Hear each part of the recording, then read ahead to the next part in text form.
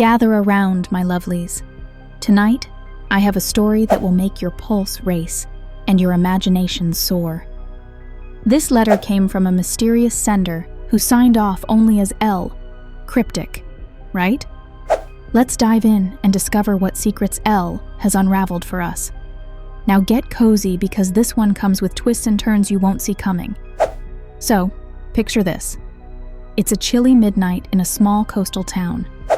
The moon glistens on the water, and the faint hum of a distant song mingles with the rustle of the ocean waves.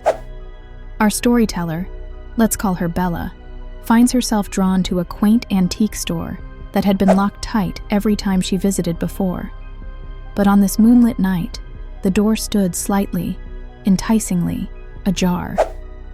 Bella pushes the heavy wooden door, and a little bell jingles overhead, breaking the silence.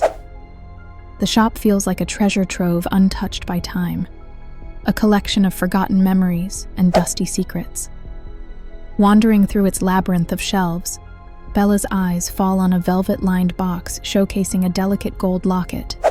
For reasons she couldn't explain at that moment, she feels an irresistible pull to it, as if the locket was calling her name. She reaches out. The locket warms at her touch. Suddenly, a deep, gravelly voice behind her says, "That piece has a history." Bella starts and spins around to see a tall, brooding stranger with piercing green eyes. He's dressed impeccably.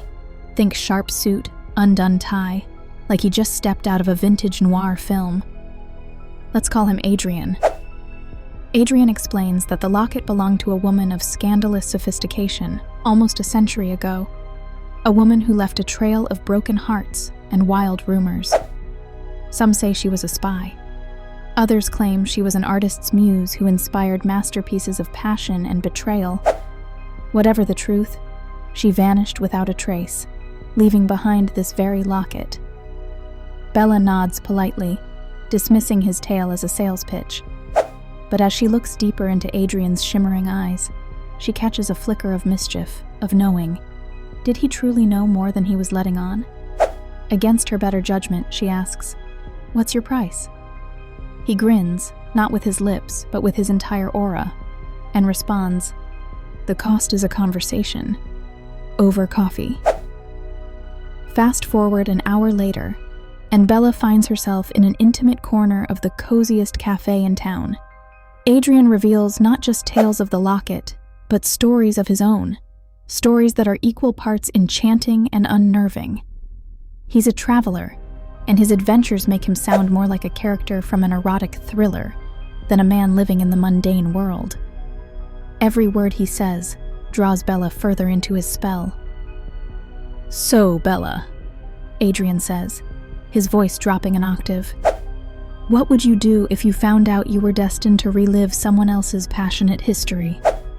She laughs nervously and tries to brush off the intensity, but the moment feels electric. Is it the caffeine? The locket hanging effortlessly around her neck? Or is Adrian's piercing gaze that seems to strip away all her layers? Over the next hours, the conversation turns playful, naughty, and full of veiled innuendos. Adrian challenges Bella's preconceived notions of romance, adventure, and intimacy, painting a picture of a life lived without fear or restraint. Bella, so used to routine and caution, feels herself awakening under his spell. And just when you think this tale is heading down the predictable road of locked lips and whispered promises, Adrian leans forward and says, "I think you should leave the locket behind." Bella's brow furrows. "What? But you practically convinced me it belonged to me." He smirks. "Don't you see?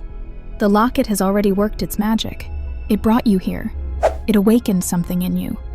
But sometimes, we lose the magic when we try too hard to hold on to it."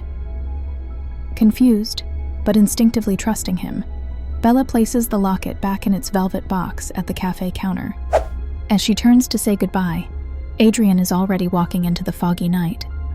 A chill runs down her spine, not just from the cold, but from the mystery left hanging in the air. Who was Adrian really? Why did he care so much about the locket? And most importantly, why did she feel so alive, so exhilarated, after just one evening? Bella never sees Adrian again. But the experience changes how she views the world. She begins to chase moments of serendipity instead of waiting for them to fall into her lap. She ventures into new places and meets fascinating people, always wondering if destiny will cross her path with Adrian's again. So, my friends, what did we learn? Sometimes, the most enchanting things in life are the ones we can't explain. Whether Adrian was a mere man or something more, some guardian of Locket lore or a rogue agent of fate, we'll never know. But one thing's for sure. That night set Bella free. And maybe, just maybe, we all need a little midnight magic and a mysterious stranger to show us what's possible. That's the tale, my sweets. And just like Bella, I hope this inspires you to embrace your own whims, your own nights of magic. Keep chasing those enchanting, unexplained moments. Who knows, maybe one day you'll open a door to your own mystery,